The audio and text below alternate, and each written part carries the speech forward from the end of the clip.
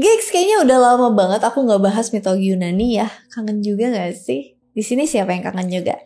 Kali ini aku mau bahas salah satu pahlawan nih. Dia pendahulunya Hercules. Masih nggak beda jauh lah zamannya sama Perseus. Dia juga terkenal sama tunggangannya yang sangat menawan, Pegasus.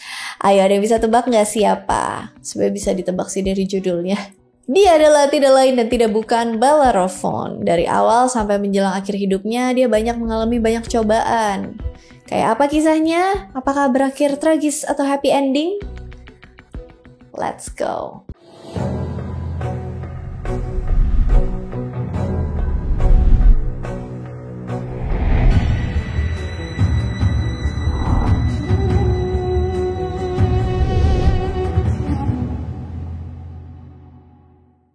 Bellerophon, anak dari Glaucus, Raja Corinthus, dengan istrinya yang bernama Eurynome. Banyak yang bilang dia adalah seorang demigod atau manusia setengah dewa. Dia ini anaknya Poseidon sama selingkuhannya, Eurynome, istrinya Raja Glaucus. Tapi Glaucus ngira kalau Bellerophon tuh anak kandungnya sendiri. Agak kayak sinetron ya. Biasalah di mitologi Yunani, para dewa bercocok tanam di mana-mana. Istri raja juga diembat pastinya. Dari hubungan itulah lahir Bellerophon. Dia terlahir dengan nama Hipponos. Kenapa kok namanya dari Hipponos bisa berubah jadi Bellerophon? Jadi suatu hari dia lagi latihan lempar pisau. Gak sengaja pisau itu kena ke seorang bernama Belleros sampai orang itu meninggoy. Semenjak itu nama Hipponos diganti jadi Bellerophon yang artinya pembunuh Belleros. Karena hal itu, dia pun kabur dan nyari perlindungan ke Raja Proetus dari Terens. Tapi, nasib sial dia berlanjut lagi nih. Dia digodain sama istrinya Raja Proetus, Stheneboea. Nama lainnya Anteia. Bellerophon yang tahu diri udah minta perlindungan ke raja, tentu aja nolak rayuan istrinya. Dan karena gengsi dan malu, Stheneboea malah ngefitnah Bellerophon.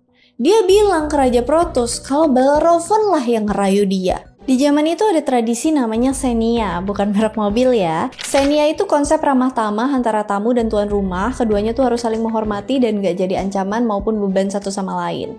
Jadi Raja Proetus yang kesel sama Bellerophon gak mungkin ngehukum dia, apalagi ngebunuh secara langsung.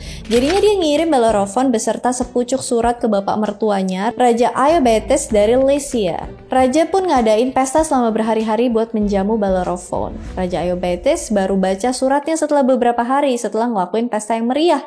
Di dalam suratnya dikasih tahu kalau Bellerophon itu udah melecehkan istri Raja Proetus yang merupakan putri kandung Raja Iobates. Raja Iobates marah juga dong. Di dalam surat itu juga Raja Proetus minta tolong Raja Iobates buat ngebunuh Bellerophon. Tapi lagi-lagi Bellerophon terlindung sama tradisi Xenia. Kemudian sang raja berpikir keras gimana caranya nyingkirin Bellerophon tanpa harus ngotorin tangannya sendiri. Akhirnya, raja ngasih misi yang mustahil, yaitu membunuh Chimera. Kalian pasti udah gak asing lah ya sama makhluk mitologi ini. Chimera monster yang nyemburin api, bentuknya tuh gabungan dari berbagai hewan, tubuhnya kayak kambing, kepalanya singa, ekornya ular. Ada banyak versi Chimera, yang bedain cuma beda di kepala kambing dan tubuhnya singa, atau ada kepala kambing dan kepala singanya juga. Tapi yang paling umum versi yang aku sebutin tadi. Chimera ada di wilayah Caria, gak jauh dari Lycia, tempat rajanya Iobates. Chimera sering neror penduduk setempat, jadi bikin resah semua orang.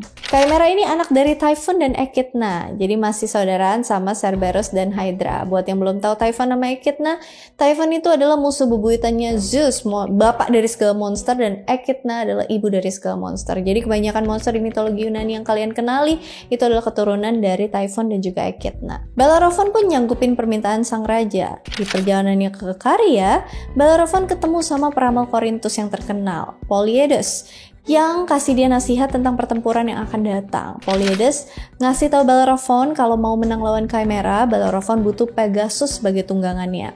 Kalian tahu kan Pegasus apaan? Itu loh kuda yang ada sayapnya yang bisa terbang, beda sama unicorn. Kalau unicorn yang ada tanduknya, kalau Pegasus yang ada sayapnya. Dan Pegasus udah aku ceritain ya, lahir dari Medusa, dari kepala Medusa yang dipenggal.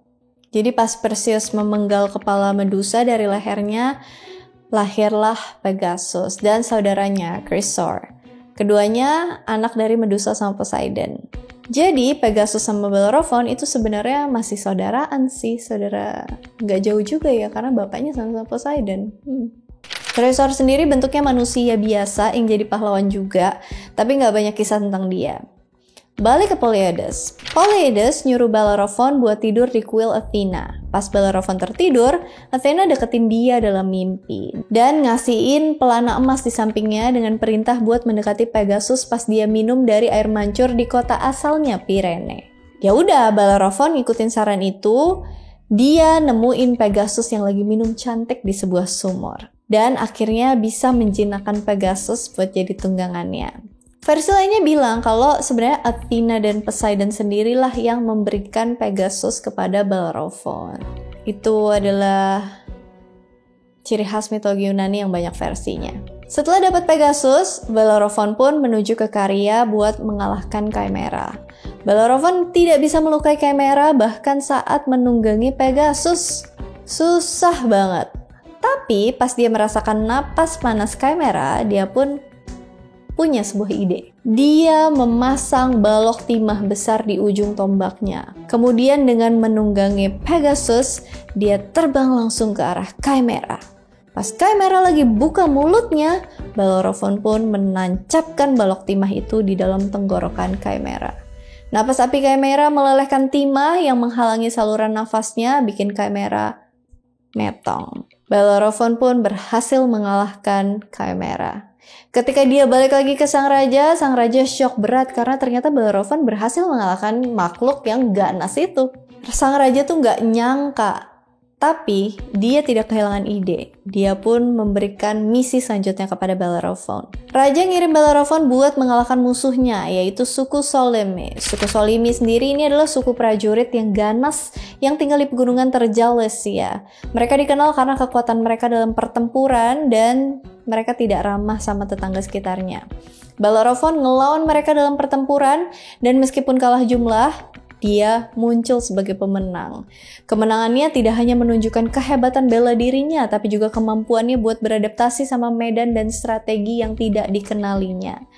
Bellerophon pun balik lagi dan sang raja lagi-lagi syok dan terkaget-kaget. Raja Eumetis pun masih nggak kehilangan akal, dia pun ngirim lagi Bellerophon buat ngelawan suku Amazon. Taulah ya suku Amazon tuh apa? Kalau di superhero zaman sekarang tuh contohnya Wonder Woman.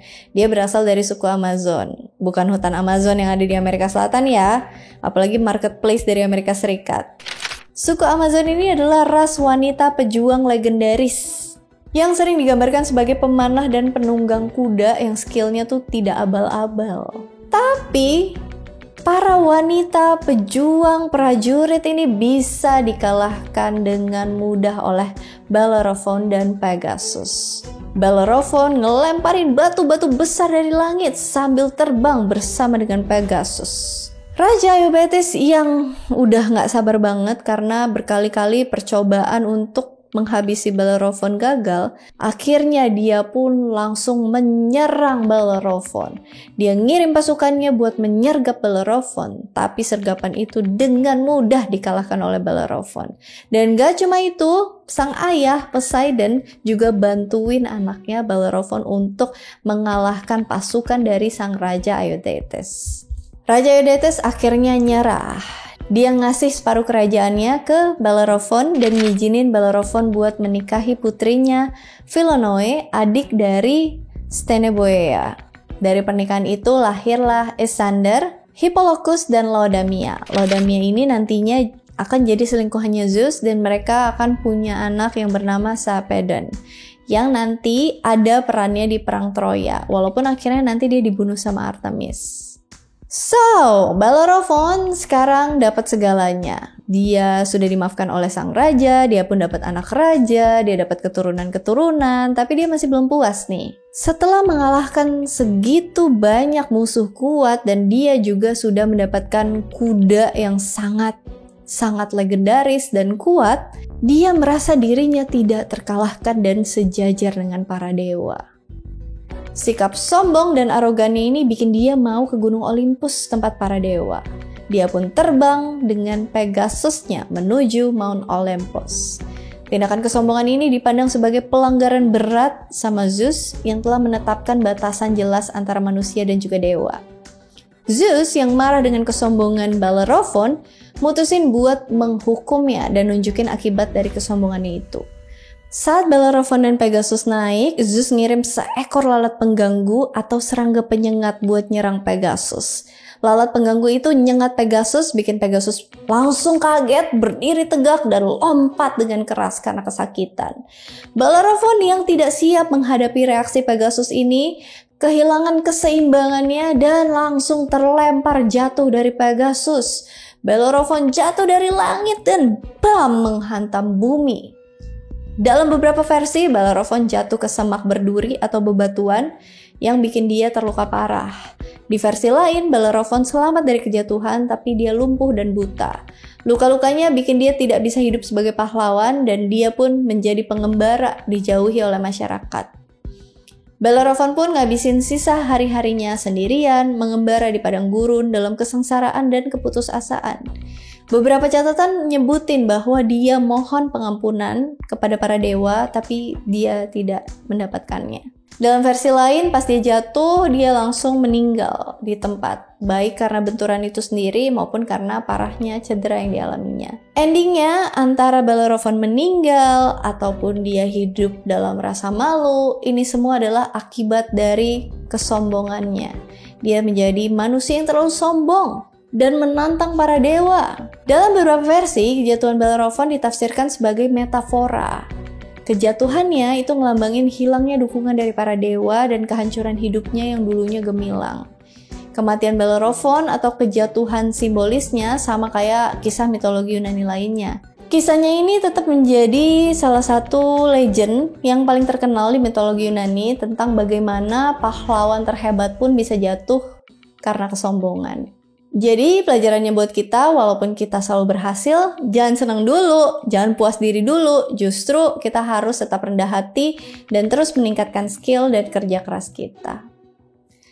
Oke deh, kalau gitu sampai di sini dulu kisah tentang Bellerophon-nya. Kalau misalnya kalian ada yang mau nambahin, atau punya versi lain, atau mau request, atau mau koreksi, atau mau diskusi, komen aja di kolom komentar.